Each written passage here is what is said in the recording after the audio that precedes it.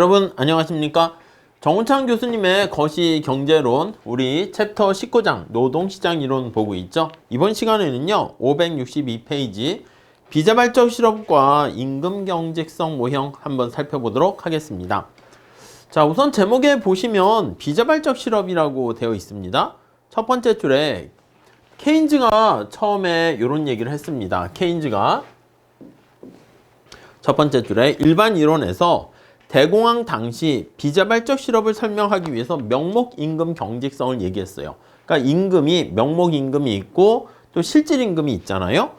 근데 명목임금이 내려가지 않게 되면은 그러면 비자발적 실업이 발생할 수 있습니다. 그런데 이러한 명목임금이 경직적이게 되려면은 뭔가 최저임금 같이 딱 고정되어 있는 그러한 무슨 뭐 제도적 아니면 어떤 강력한 힘이 있어야 되는데 명목임금이 내려가지 못하도록 하는, 자, 그래서 이제 그런 어떤 원인을 다른 쪽으로 해가지고 이렇게 살펴보려고 합니다. 자, 테일러 교수님께서 뭐라고 그랬냐면 중첩임금 계약 모형 스태걸드 이렇게 했습니다. 그러니까 서서히 움직인다는 거야. 그래서 중첩임금 계약 모형을 가지고 설명했는데 가만히 보시면 임금을 계약할 때요 기업들이 거기 첫 번째 줄 보시면 100개의 기업이 존재하는데 이 기업들이 한날 한시에 동시에 임금을 계약할 수가 있고요. 아니면 중첩된다는 얘기는 계약하는 임금 계약하는 그 시점이 전부 다 상이하다는 겁니다. 중첩돼 있다는 거야. 오케이? 자, 여기서 교재로 다시 한번 보시면 두 번째 단락 볼게요. 노동시장에서 명목임금 계약의 체결 방식은 두 가지로 나눌 수 있다고 합니다. 첫째, 동시임금 계약 모형 방식은 경제 내의 모든 기업들이 동일한 시점에 일제히 임금을 계약해서요. 기업 간 임금 계약 유효 기간이 딱 일치하는 거야. 그러니까 모든 기업들이 임금을 체결하잖아? 그럼 뭐 1년씩 하면 같은 날 같이 끝나고 같이 시작하고 이런 거고요. 중첩 계약 모형이라는 것은 개별 기업의 임금 계약 시점이 상이하게 이루어지는 것으로서 기업 간의 임금 계약 유효 기간이 부분적으로 겹치게 됩니다. 그래프를 보시면 쉽게 알 수 있는데 이렇게 되어 있는 거야. 모든 기업들이 한날 한시에 하게 되면 이렇게 되어 있는데 이 경우는 기업들이 임금 체결하는 시점이 A기업, B기업, 또 이렇게 A기업 이렇게 반반씩 된다 할게요. 그러면 A기업이 임금 체결하고 A기업이 한 절반쯤 끝나면 B기업이 임금 체결하고 B기업 절반쯤 되면 또 A기업이 임금 체결하고 그런 모습을 보이고 있습니다. 오케이? 자, 그럴 때 우리 총수요에 어떤 충격이 발생했을 때 어떻게 영향을 미치는가 볼게요. 자, 마지막 단락 볼게요. 자, 모든 기업이 1월 1일에 명목임금을 동시에 계약하는 동시임금 계약의 방식을 생각해 보면 4월 1일에 예기치 못한 총수요 증가 요인이 발생한 거야. 이때 임금 계약을 체결했는데 4월 1일에 총수요 충격 이때 발생을 한 거야. 오케이? 자, 그러면 물가 수준이 P0에서 P1으로 올라갔다라고 합시다. 그래서 이게 물가가 상승하게 된 거야. 이때 총수요 충격이 발생했으니까. 따라오셨죠? 근데 경제 내의 명목임금은 고정되어 있는 거야. 이렇게 고정되어 있는 거야. 자, 고정되어 있지만 일단 임금 여기 12월 31일까지는 계속 고정되어 있어요. 그런데 만약에 그 다음 해에 임금을 다시 계약하는 시점이 돼버리면은 자, 563페이지 가보세요. 첫 번째 줄. 물가는 상승했어. 임금은 고정돼 있어. 그러면 우리 실질 임금은 어떻게 해야 됩니까? 라고 하면 물가가 상승했는데 명목임금이 고정돼 있으면 실질 임금이 하락하는 효과가 발생하게 됩니다. 자, 그렇게 되면은 기업은 고용을 증가시켜요. 이거로 인해서 고용이 증가하게 됩니다. 자, 그런데 이 고용 증가라는 게 여기 나와 있는 것처럼 12월 31일까지는 어차피 명목임금이 고정돼 있으니까 증가해. 근데 세 번째 줄 볼까요? 이듬해 1월 1일이 되면 어떻게 돼? 노동자들이 임금 올려주세요 해가지고 이만큼 물가 상승분만큼 올려달라고 얘기한단 말이야. 그러면 실질 임금은 다시 원래 상태로 되돌아가기 때문에 그 효과는 사라지게 됩니다. 오케이? 그래서 두 번째 줄 총수요 증가에 따른 고용 증대 효과는 사라지게 됩니다. 결국 고용량은 이전과 같아지는 상황으로 되돌아가는 거죠. 고용 증가 효과가 사라져. 오케이? 이해 가시겠죠? 자, 그래서 어떤 특징은 뭐냐면 임금 계약을 할 때 명목 임금이 큰 폭으로 명목 임금이 변화한다. 여기까지 우리가 알 수가 있겠습니다. 이해 가시죠? 자, 근데 자, 기업 중에 여기 나와 있는 것처럼 절반은 1월 1일 날 임금을 계약하고 절반은 100개 기업 중에서 절반은 7월 1일 날 계약을 한다라고 합시다. 오케이? 자, 그러면 4월 1일 날 총수요 충격이 발생했어. 그러면 여기 A기업은 쭉 명목임금 그대로 갑니다. 근데 B기업 입장에서 봤을 때 7월 1일 날 임금을 이제 계약을 해야 돼. 근데 총수요 충격으로 인해서 여기 나와 있는 것처럼 물가가 상승을 했단 말이야. 4월 1일 날. 물가가 상승을 했는데 명목 임금을요 고정된 건 아닌데 B기업이에요. B기업 입장에서는 명목 임금을 조금 올려주게 됩니다. 조금. 왜 조금 올려줄 수밖에 없을까요? 아니 A기업이 임금을 올리지 않고 있잖아. 근데 B기업이 임금을 확 올리게 되면은 이거 좀 이렇게 된다고. 그래서 거기 보시면 상대적인 임금 수준도 고려해야 되기 때문에 564페이지 가볼게요.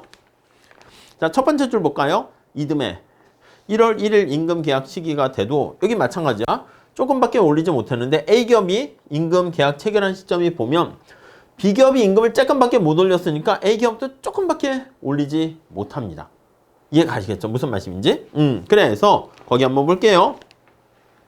세 번째 줄 명목 임금을 대폭 변화시키지 못한다. 그래서 A와 달리 명목 임금이 여러 기간에 걸쳐서 이렇게 계단식으로 조금씩 올라가요. 그러니까 조금 올라가니까 여기 보시면 실질 임금은 또 조금 떨어지긴 하겠죠. 그래서 명목 임금이 조금씩 올라가는. 얘는 어떻게? 큰 폭으로 올라가는. 이게 대문자로 썼으니까 명목 임금이라고 생각을 하시면 되겠습니다. 오케이? 이해 가시겠습니까? 자, 여기서 거기 보시면 명목 임금이 이렇게 중첩되게 임금을 계약하게 되면 명목 임금은 아주 서서히 거기 보시면 첫 번째 달랑 마지막 줄 점진적 슬러기시라는 말 써있죠. 점진적으로 변화한다, 조정된다 이런 것들을 우리가 확인할 수 있겠습니다. 이해 가시겠죠? 자, 그래서 중첩 임금 계약 모형은요. 앞에 여기 나와 있는 것처럼 동시에 임금 계약할 때는 임금 계약이 대폭으로 명목 임금이 조정되는데 중첩 임금 계약 모형에서는 상대적인 다른 기업들의 임금 수준도 고려를 합니다. 영향을 받기 때문에 물가 상승분만큼 명목 임금을 바로 증가시킬 수 없고요. 여러 기간에 걸쳐서 점진적으로 조정된다라는 거 보시면 되겠습니다. 자, 그래서 두 번째 달러 거기 보시면 이상의 중첩 임금 계약 모형은 노동시장의 상대적인 차이라고 하는 상호 의존성을 고려하게 된다라는 거. 네, 그 정도 체크하시면 되겠습니다. 자, 그래서 상호 의존성 때문에 명목 임금이 경직적일 수가 있다. 이렇게 얘기를 할 수 있겠습니다. 상호 의존성. 그래서 명목 임금의 상대적 차이 이렇게. 그러니까 명목 임금이 경직적이다 보면 이제 비자발적 실업을 설명할 수가 있겠죠. 서서히 움직이면. 자, 그런데 실제 데이터를 한번 보면은 명목 임금 경직성 이론에 따르면 앞에서 본 것처럼 총수요 충격, 이로운 총수요 충격이 발생해서 물가가 상승하게 되면 실질 임금은 하락해야 되잖아. 근데 실제로 보면은 실질 임금이 경기 역행적이지 않고 경기와 무관하거나 약하게나마 경기 순응적이다라는 특성을 보여서 그건 잘 설명 못하네? 예, 라는 거 알 수가 있겠습니다. 그 다음 두 번째로 보셔야 될 게 실질 임금의 경직성입니다. 실질 임금 경직성의 대표적인 얘기가 효율성 임금 가설이 있고요. 내부자, 외부자 이론 이렇게 얘기하도록 하겠습니다. 자, 효율성 임금이라는 것은요, 말 그대로 노동자들로 하여금 효율성을 최대한 높일 수 있는 의욕, 근로의욕을 높여서 생산성을 올릴 수 있는 근로의욕, 생산성을 높일 수 있는 그 임금이라고 보시면 되겠습니다. 실질 임금이 뭐에 영향을 받냐면 여기 나와 있는 근로자의 생산성이나 의욕에 그것을 결정한다라고 얘기를 하는 것이죠. 자, 그래서 보통은 실질 임금을 올려주게 되면 근로자들이 더 열심히 일을 한다고. 그러니까 근로자들은 이렇게 쓸게요. 실질 임금에 대해서 플러스 관계를 갖게 된다는 것인데 그 근거를 한번 살펴보면 우선 첫 번째 줄에 가보시면 영양 상태가 실질 임금이 올라가니까 영양 상태가 양호하게 되어서 맛있는 고급 음식을 먹게 되니까 영양 상태 측면에서 이렇게 설명하기도 합니다. 근데 이거는 이제 약간 뭐라고 할까? 거기 나와 있는 것처럼 저개발국이나 자본주의 초기에나 적용될 수 있고 뭐 미국 선진국이나 이런 데에서는 영양 상태가 부실해서 이건 좀 그렇습니다. 그래서 이런 걸 가지고 얘기를 하죠. 첫 번째는 뭐가 있습니까? 라고 하면요. 노동의 이직 모형을 가지고 설명을 합니다. 높은 임금을 주게 되면 노동자들이 딴 데로 이직할 만한 유인이 떨어지게 돼요. 당연한 거 아니겠습니까? 딴 데 가서 만약에 삼성이나 이런 데서 딴 동종업계보다 만약에 임금을 더 주게 되면 내가 이 회사를 그냥 나태하게 만약에 일을 하다가 잘려 딴 회사 가 근로자만 손해라고 자기만 손해라고 이런 회사를 좋은 회사를 찾기가 힘들게 된다는 것이죠. 자, 기업도 마찬가지야. 노동자가 근로자가 딴 데로 가버리면 새로운 사람을 뽑고 선발하고 모집하고 교육하는데 돈과 시간이 들잖아. 그래서 노동에 대한 이직하게 되면 다 손해야. 그래서 이직 비용을 가능한 한 최소화하려는 방법을 사용한다. 이렇게 보시면 되겠습니다. 그러니까 차라리 아예 임금을 좀 더 많이 주는 것이죠. 그래서 기업에서는 자, 마지막 단락 보시면 마지막 줄 보시면 밑에서 두 번째 줄 기업은 시장에서 결정된 균형 임금보다 높은 수준의 임금을 지급해서 근로자의 이직 요인을 감소시키려고 한다. 이렇게 나와 있습니다. 자, 그 다음에 태업 방지 모형이라 합니다. 첫 번째 줄 볼까요? 실질 임금을 높여주게 되면 내가 앞에서 얘기한 거랑 똑같습니다. 나태하거나 태업을 할 때 발생하는 기회비용이 올라가는 거야. 그래서 거기 보시면 개인 입장에서는요. 밑에서 네 번째 줄 볼까요? 일단 임금을 받은 후 아이고 도덕적 해이가 발생할 수 있어요. 나 받을 거 받았으니까 좀 나태하게 일을 해도 되겠어? 이렇게 생각을 할 수 있는데 작업시간 내내 태업을 하는지 안 하는지 그걸 모니터링하고 감시해야 되는데 이것도 부담이 된다고. 그래서 높은 임금을 제공해 주게 되면 이 높은 임금이 근로자들 입장에선 태업했을 때 발생하는 기회비용이라는 것입니다. 자, 그래서 그 기회비용이 바로 임금이 되는 것이죠. 자, 그래서 기회비용이 높아지게 되니까 가능한 한 태업을 안 하려는 선택을 하게 되겠죠. 자, 566페이지. 그래서 요걸 세 번째 줄 보시면 이러한 측면에서 얘기하는 게 모럴 해저드를 도덕적 해이를 떨어뜨리게 된다. 이렇게 보시면 되겠습니다. 다음에 세 번째 보시면 역선택 측면에서 얘기할 수 있습니다. 첫 번째 줄 볼까요? 노동의 생산성에 대한 정보가 비대칭적으로 존재할 때 효율 임금이 노동의 평균적인 질을 떨어뜨릴 수 있게 됩니다. 그러니까 여기 나와 있는 것처럼 평균 임금을 제시해버리면 그 평균 임금보다 더 능력이 뛰어난 근로자들은 뭐야 거기 그냥 나를 이렇게 대우해? 그래가지고 똑똑한 친구들이 오지 않는다는 거야. 그래서 평균 임금을 제시해버리게 되면은 평균 임금보다 능력이 더 높은 능력을 가진 근로자들은 나가게 되고요. 그거보다 낮은 생산성을 지닌 근로자들만 남게 된다. 이렇게 보시면 되겠습니다. 자, 그래서 비대칭 정보 하에서 이렇게 역선택을 방지할 수 있는 수단으로서 균형 임금을 보다 좀 높은 수준의 효율 임금을 제공하는 게 훨씬 더 낫다. 이렇게 보시면 되겠습니다. 자, 이거를요 우리가 모형으로 한번 생각해 보면 효율성 임금 가설에 의하면요 실질 임금 수준에 따라서 노동자의 근로 의욕이 달라져요. 이 E가 effort가 노력이라고 보시면 되겠습니다. 그게 실질 임금에 영향을 받는데 얘가 플러스 영향을 받는다. 이렇게 보시면 돼요. 자, 그러니까 요거는 실질 임금 수준이 W일 때 근로자의 근로 의욕을 나타내는데 여기다가 L을 곱해주게 되면 실제 노동 투입 시간에다가 근로 의욕 수준을 곱한 값이다 라고 보시면 되겠습니다. 아니 그러니까 노동자들이 똑같은 노동력을 제공했는데 노동 시간을 제공했는데 여기 나와 있는 근로 의욕이 더 높아지게 되면 더 많은, 그러니까 한 명이 2명분을 할 수 있잖아. 그래서 5명이 2명분씩 일을 하게 되면 10명을 투입한 그런 효과가 발생하는 거예요. 자, 그래서 자본이 고정돼 있을 때 노동이 증가해도 생산량은 증가하게 되고 효율성이 높아져도 생산성은 또 증가하게 된다. 이렇게 알 수가 있습니다. 함수식 쉽게 알 수 있겠죠? 자, 그래서 거기 보시면은 W의 함수가 되는 거 알 수가 있고요.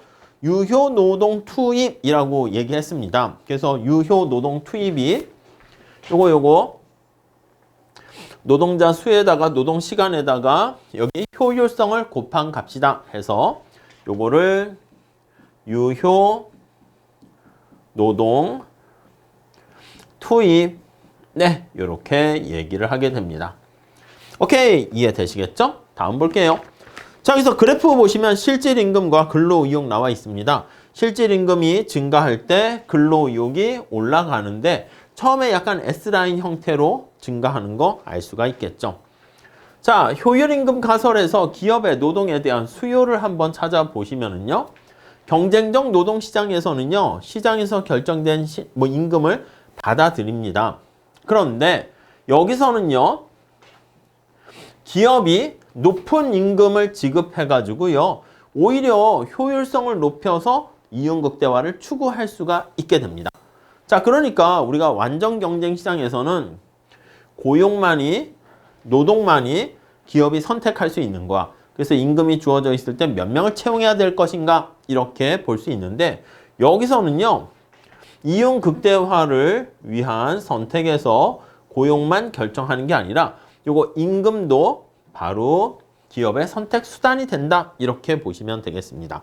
자, 그래서요. 여기 나와 있는 식은 요거를 노동 고용으로 미분해서 제로로 놓고요. 그리고 여기 나와 있는 임금으로 미분해서 제로로 놓게 되면 이렇게 우리가 식을 찾아낼 수가 있게 되겠고요. 그게 바로 19-4, 19-15, 14-15 이렇게 되는 것이죠. 그래서 노동 수요 곡선은 568페이지 가보시면은요. 자, 거기 첫 번째 줄에 보시면 노동의 생산성은 기업이 제시한 임금 수준에 대해서 근로 이용의 유효 노동 투입의 한계 생산성을 곱한 이겁니다. 주어진 임금에 대해서 여기 나와 있는 것처럼 거기 근로 의욕, 이게 근로 의욕이야. 근로 의욕에다가 유효 노동이니까 여기 2라고 썼어요. 유효 노동의 한계 생산성. 이해 가시죠? 요거를 유효 노동 하첨자로 쓴 거야. 유효 노동의 한계 생산성. 이렇게 우리가 곱으로 나타낼 수 있다라고 보시면 되겠습니다. 오케이, 그 정도 되어 있고요. 자, 그래서 568페이지 여기 그림에 나와 있는 것처럼 기업의 노동 수요는 근로의욕이 부과된 근로의욕을 더한 유효 노동 투입의 한계 생산과 실질 임금이 같아지는 수준에서 결정되는데 그때 한계 생산이 체감하니까 여기 나와 있는 것처럼 우하향한다라는 것을 알 수가 있습니다. 오케이? 자, 그러면 고민을 할 수 있습니다. 아니, 기업은 그래? 효율성 임금을 제시한다고? 그럼 이 효율성 임금은 어떻게 제시를 할 수 있을까? 그걸 보는 거예요. 어떻게 실질 임금을 선택할 수 있을까? 자, 실질 임금이 상승하게 되면 여기 나와 있는 것처럼 두 가지 효과가 생깁니다. 첫 번째는 어떤 효과가 생기냐면 아니, 임금은 기업 입장에서는요. 비용의 증가라는 부담을 지게 되는 거예요. 이해 가시죠? 근데 거기서 끝나는 게 아니라 임금이 올라가게 되면 근로자들이 근로의욕이 또 올라갑니다. 이 근로의욕이 올라간다는 것은 생산성이 올라가게 되는 것을 알 수가 있어요. 자, 그래서 임금 비용 단위당 근로의욕 수준을 극대화하는 요거요. 임금 비용 단위당 근로의욕 수준이니까 약간 요게 바로 평균 근로의욕 이렇게 보시면 돼요. 자, 요게 바로 평균 근로의욕이 되는데 요 그래프를 한번 보도록 할게요. 모양이 이렇게 생겼어. 접선의 기울기가 1개고요. 여기 보시면 요 접선의 기울기 1개 근로의욕이다 라고 하면 이거는 여기 나와 있는 것처럼 임금이 한 단위 증가했을 때 근로의욕이 어떻게 되니? 이렇게 되는 것이고, 자, 원점에서 기울기입니다. 이 파란 색깔 원점에서 이렇게 기울기로 나타내는 요거는 평균 아니겠습니까? 평균. 원점에서 기울기 평균이니까 이거는 W분의 근로의욕 이렇게 되는 거야. 자, 근로자들의 어떤 평균 근로의욕을 맥스로 만드는 방법은 어떻게 됩니까? 하면 여기는 한계가 지금 보는 것처럼 이게 한계잖아. 한계가 평균은 원점에서 그린 기울기입니다. 평균보다 더 커요. 이렇게 되기 때문에 평균은 어떻게 됩니까? 올라간다고 맥스가 아니라고요. 평균은 증가하게 되고, 자, 여기 B점에 해당하는 여기는 어떻게 됩니까? 그래요. 평균이 극대되는 걸 알 수 있죠. 우리가 생산함수 생각하시면 돼. 여기를 넘어서게 되면 평균이 있고 한계가 더 작기 때문에 평균이 떨어집니다. 그래서 우리가 평균 의욕을 극대화시키는 선택점은 어떻게 됩니까? 여기 나와 있는 평균과 한계가 같을 때이다 라는 것을 알 수가 있습니다. 이렇게 되는 거죠. 이게 한계야. 이게 미분했다는 거야. 프라임이니까. 그래서 이게 한계와 오케이. 그리고 평균이 같을 때 이때가 평균 의욕이 최대된다라는 거 알 수가 있습니다. 자, 그래서 정리를 해보면 효율임금이 균형임금보다 이렇게 더 높은 수준이 되는 거잖아. 자, 그러면 균형임금보다 높은 수준이기 때문에 비자발적 실업이 발생합니다. 근데 여러분, 이렇게 균형임금을 줘도 되는데 더 높은 임금을 주는 게 기업들은 바보 같은 짓일까요? 아닙니다. 이 중요한 거야. 기업의 이윤 극대화의 결과다라는 것입니다. 자, 그래서 만약에 저쪽에 실업이 많아져가지고 균형임금이 떨어질지라도 기업들은 효율임금을 낮출 생각이 없어요. 효율임금을 낮추게 되면 앞에서 나온 것처럼 근로자들이 태만해지거나 능력 있는 근로자들이 떠나가거나 그러니까 이윤 극대화에 부합하지 않습니다. 그러니까 오히려 이윤 극대화는 효율 임금 수준을 정한 다음에 그걸 경직적으로 유지하는 게 가장 효율 임금 이윤 극대화에 부합하게 되는 것이고 그 결과 비자발적 실업은 지속적으로 발생한다라는 것을 알 수가 있게 됩니다. 오케이. 자, 그래서 570페이지 한번 가 보시면 케인즈의 명목 임금 경직성과 달리 효율성 임금 모형에서는 실질 임금이에요. 앞에서는 명목 임금이었었는데 단순히 케인즈가 얘기하는 것은 그래서 실질 임금이 경직성이 지속되면서 장기적으로도 실질 임금이 내려가지 않으니까 비자발적 실업은 계속 지속된다라는 것을 알 수가 있겠습니다. 오케이, 그 정도 정리를 하시면 되겠습니다. 그래프 나와 있어요. 그래서 사실 오른쪽 그래프는 큰 의미가 없어 보이긴 하는데 균형 임금보다 실질 임금이 높은 수준에서 결정돼요. 그래서 요 크기만큼이 비자발적인 실업이 발생한다라는 것을 알 수가 있고요. 만약에 여기 나와 있는 것처럼 균형 임금보다 효율 임금이 더 낮은 수준이다? 그러면 어차피 균형 임금으로 따라서 올라가기 때문에 이때는 당연히 비자발적 실업은 발생하지 않게 되는 거 확인할 수 있겠습니다. 오케이, 그 정도 봐주시고 자, 앞에서는요 실질 임금 경직성 모형 중에서 첫 번째로 효율 임금 모형을 우리가 말씀드렸습니다. 기업이 이윤 극대화를 추구하는데 실질 임금을 올려주는 게 기업의 이윤 극대화에 부합한다. 이렇게 보시면 되겠죠. 자, 두 번째는요. 내부자, 외부자 모형입니다. 인싸, 아싸 모형이라고 보시면 되겠습니다. 내부자들은요. 기업에 취업을 해서요. 노조에 가입해서 기업과 임금 협상을 할 수 있는 주체들을 내부자라 하고요. 외부자는요, 그 기업 밖에 취업하지 못한 사람들입니다. 그러니까 실업자라고 생각하시면 돼요. 실업자는 임금 협상을 할 자격이 없기 때문에 그리고 생산성이 내부자보단 실업자, 여기 실업자, 외부자가 좀 생산성이 낮다. 이렇게 보시면 되겠습니다. 자, 우리 571페이지 거기 한번 보시면 첫 번째 단락 그 얘기 나와 있고요.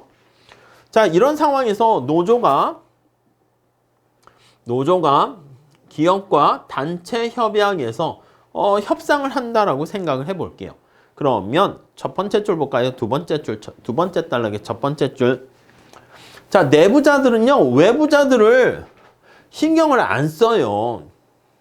그러니까 노조가 사실은 그 회사에 있는 내부자들은 자신들의 어떤 여러 가지 근로 환경이나 편익이나 복리나 이걸 신경 쓰는 거지, 노동시장, 노동자를 위한 측면도 있긴 하지만 저 밖에 있는 노동자, 밖에 있는 취업되지 못한 실업자들까지 신경 쓰진 않습니다. 특히 자신들의 생산성이 높다.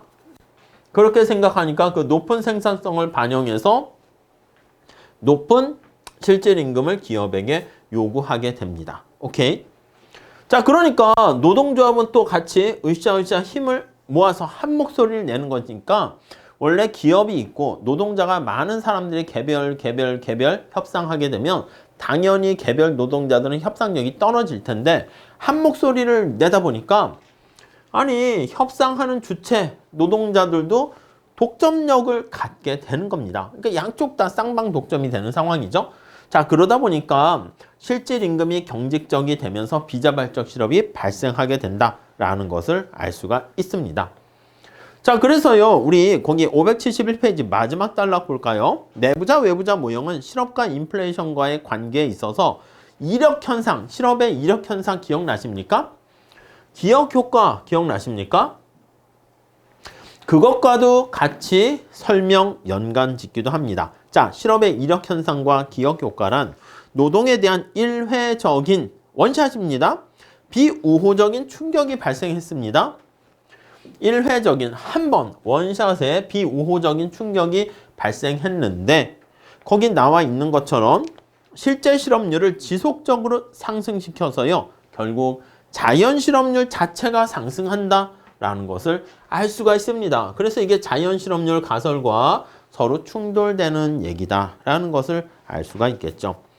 자, 예를 들어 극심한 경기 침체에 직면한 기업은 내부자 중에서 먼저 생산성이 낮은 사람들을 먼저 해고하게 됩니다.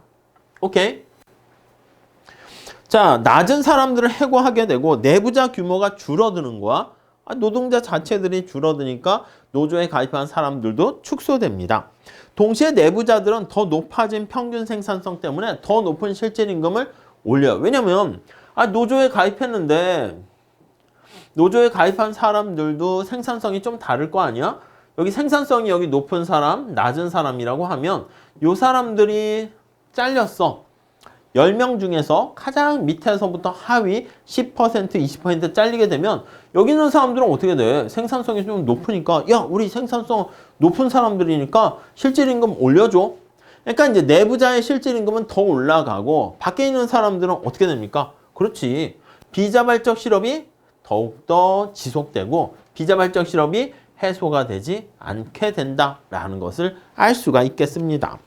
이해 가시겠죠? 자, 그래서 572페이지 가볼게요. 첫 번째 줄. 한편 실업자의 노동 생산성은 점차 노후화되고 실업자라는 그 사실, 그게 바로 낙인이 찍힙니다.